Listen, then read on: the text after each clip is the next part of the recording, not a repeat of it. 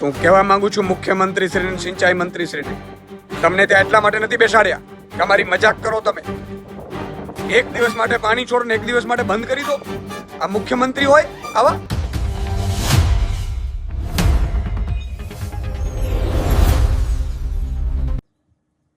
જય જવાન જય કિસાન. મિત્રો દેવભૂમિ દ્વારકામાં અત્યારે ખેડૂતોની હાલત ખૂબ જ કફોડી છે. વરસાદ થયો નથી, સરકારે હજુ દુષ્કાળગ્રસ્ત જાહેર કરવો જોઈએ, કર્યું નથી. બિયારણ કેટલું મોંઘું બિયારણ લઈને ખેડૂતોએ બિયારણ પણ લગભગ બરબાદ થઈ ગયું છે.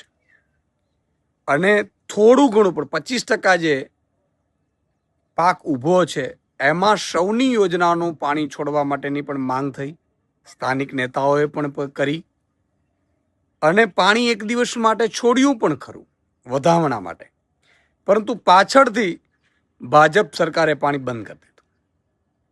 તમને શરમ નથી આવતી ખેડૂતોની મજાક કરતા? તમે વાગ્યા ઉપર મીઠું ભભરાવાનું કામ કરો છો.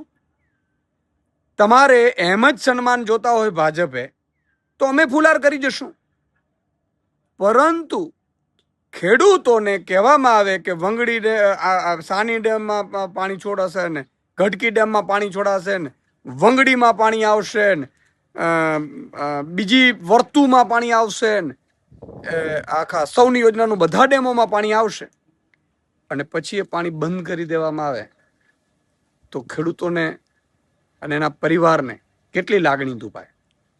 કદાચ સ્થાનિક નેતાઓ ઉપર નહીં પણ કહી શકતા હોય. તો હું કહેવા માંગુ છું મુખ્યમંત્રી શ્રી સિંચાઈ મંત્રી શ્રીને, તમને ત્યાં એટલા માટે નથી બેસાડ્યા કે અમારી મજાક કરો તમે. એક દિવસ માટે પાણી છોડો ને એક દિવસ માટે બંધ કરી દો. આ મુખ્યમંત્રી હોય આવા?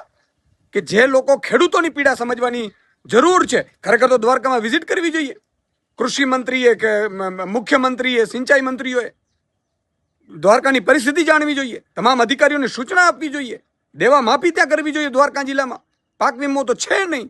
તો આ બધી વ્યવસ્થાઓ કરવાને બદલે તમે રાત દિવસ એક કરીને થોડા ઘણા પણ પાણી છે એ પણ જો સિંચાઈમાં મળી જાય તો ખેડૂતો એનો પાક ટકાવી રાખે, એના બદલે તમે પાણી છોડીને એક દિવસ પછી બંધ કરી દો છો. આવી મજાક મેં ક્યાંય જોઈ નથી. આ ભાજપ સરકારની મજાક.